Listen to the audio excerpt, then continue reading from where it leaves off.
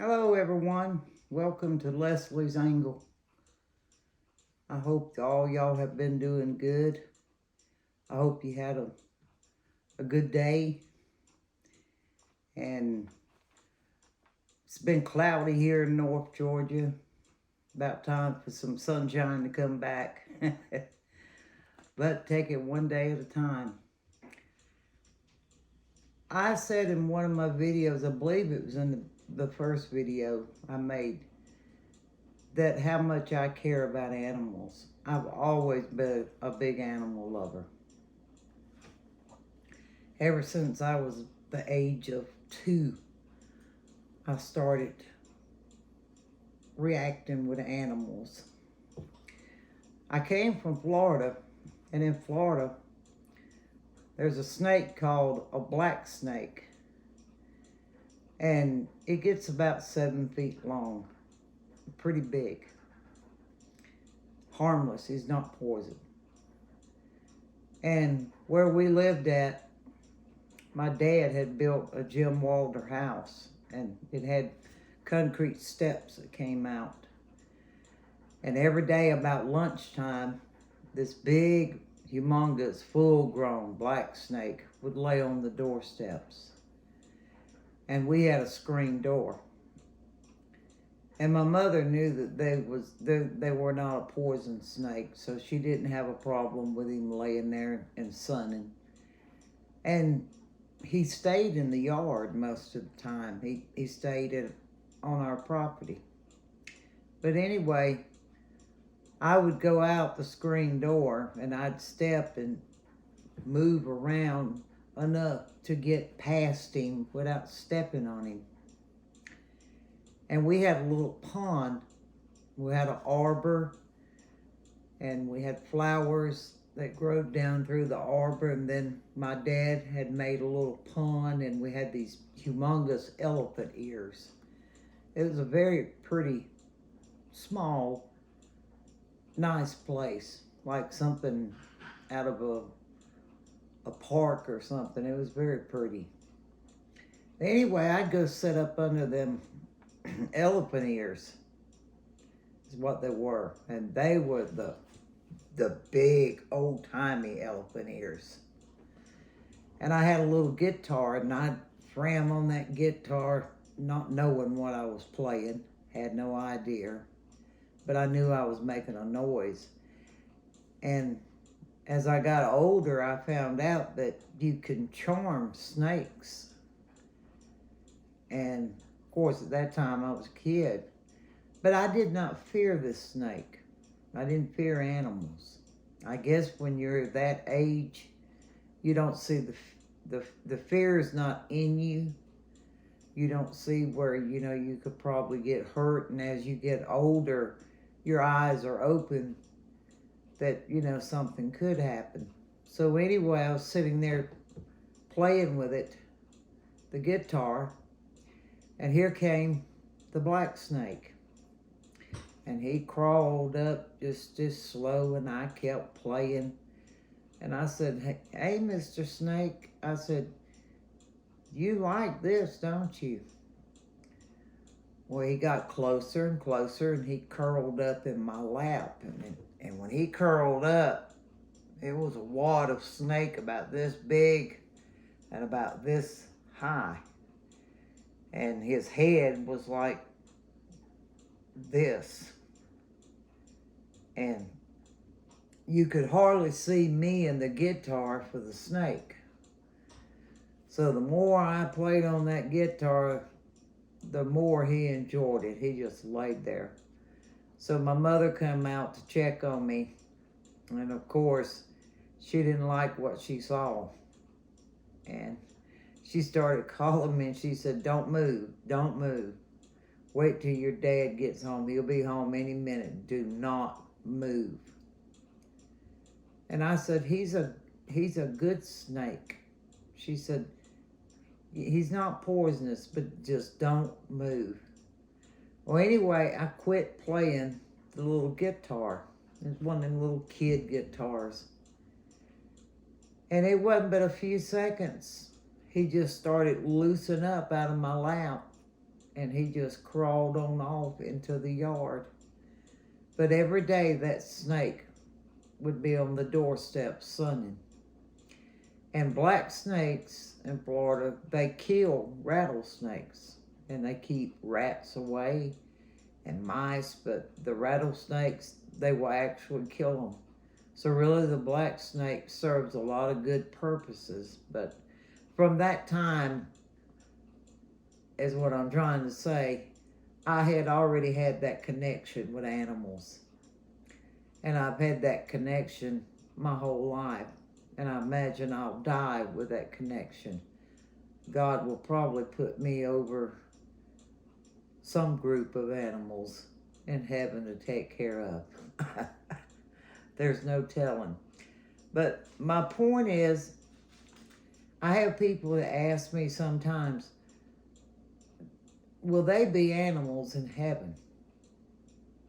Well, from what I've read in the Bible, and my opinion and the way I feel, I'm almost positive there'll be animals in heaven. And animals mean a lot to God. I mean, he created them. The same air that he blew in us to breathe, he did to the animals. So he created them. And we are supposed to be the keeper of the animals. Matter of fact, one day out of 7, we're supposed to rest. And a lot of people don't realize this, but God didn't just mean it for us to rest, but he also meant for the animals to rest one day out of the week. Because you do have people that use horses to haul stuff, and that's fine.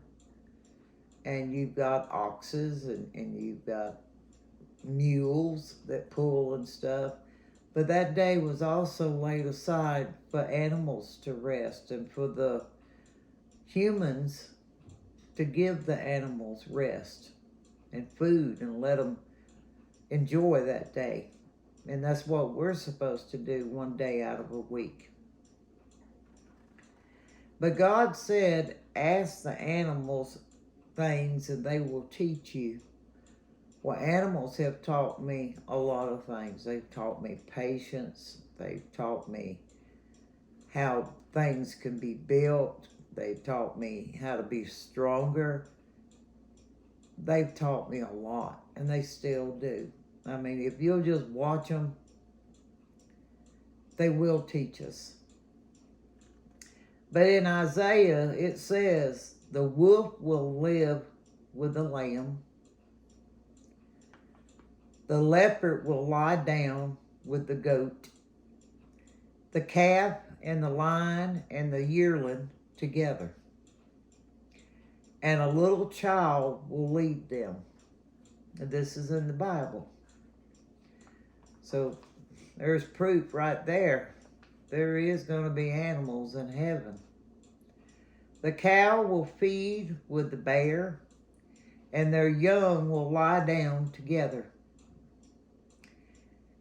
And the lion will eat straw like an ox, so he won't require meat. He'll eat straw. And the infants will play near the cobra's den, and the young child will put his hand into the viper's nest. All the animals contained will not hurt the child.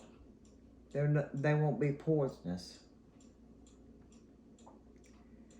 And just like us, we all, including the animals, came from dust, and to dust will all return. Come here, Prissy. Come here, you can be in it. Hey, baby. How's that girl? How you doing? Come here. What a pretty girl. That's a pretty girl.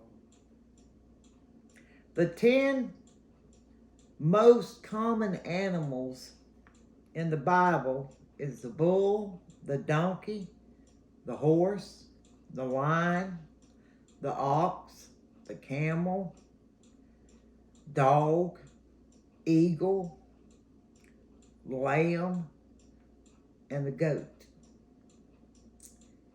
And I've always thought, just my opinion, I think of the eagle as being God's eyes because eagles can see so well.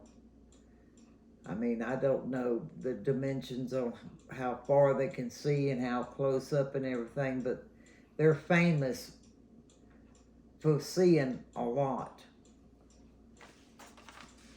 But right there is proof that there is animals in heaven. And like I said, we're supposed to take care of the animals. They weren't put here to neglect or to be treated with cruelty. And unfortunately, we do have people that neglect them and they treat them very cruelty. And that's very sad. But the people that do this, they will have to answer to God because He did not put them here to be mistreated. But also, the animals, they have a purpose like everything that God created. And He created each one, every fish or sea animal or every creature, every living thing God created. But I have seen animal cruelty. I do see animal cruelty. And it's very sad and it's very wrong. But I have had people, and if people have a right to their own opinion, that animals won't be in heaven. But I believe and I know by reading and studying that animals are very, very important to God. And they bring comfort to people. They give love. They give sometimes more love to you than a human does. They can sense when you're sick. They can sense when you're sad. Like I say, they're always glad to see me. I can't say that about everybody else. But they're always glad to see me. And if I'm gone from the house, if it's only a couple hours, they act like when I get back that I've been gone for 10 or 12 hours. But it's good to come home and to know that there's something waiting there to greet you that loves you. And they depend on us to take care of them. And like I said, God said we are the keeper of the animals. We have a responsibility to take care of them. Certain animals were made to feed us, and it tells which ones in the Bible. And then there's animals that we have as domestic pets. But there's nothing more lovable than animals. And they have feelings. I mean, they know when they're loved. They love attention. And people, they just dump them out. And it's so sad because when they first get it, sometimes it's for the kids. And after about a week, the kids get tired of feeding it or looking after it. And then the parents don't have time or don't want to make time to take care of the animal. So the animal is the one that winds up getting hurt, bless you, because they get dumped out. And that's the sad part, because they don't know what to do. Humans has had them, and they depended on humans to feed them. And people say, well, they've got instinct to take care of themselves in the wild. Well, if they're born in the wild, they do. But if they've been taken by humans and humans has always supplied their needs, then that's what they expect. And that part of them surviving in the wild is not good because they don't know what to do. But I just wanted to get on here and share my thoughts and a little bit about my love for animals. And I wanted to tell all y'all hello.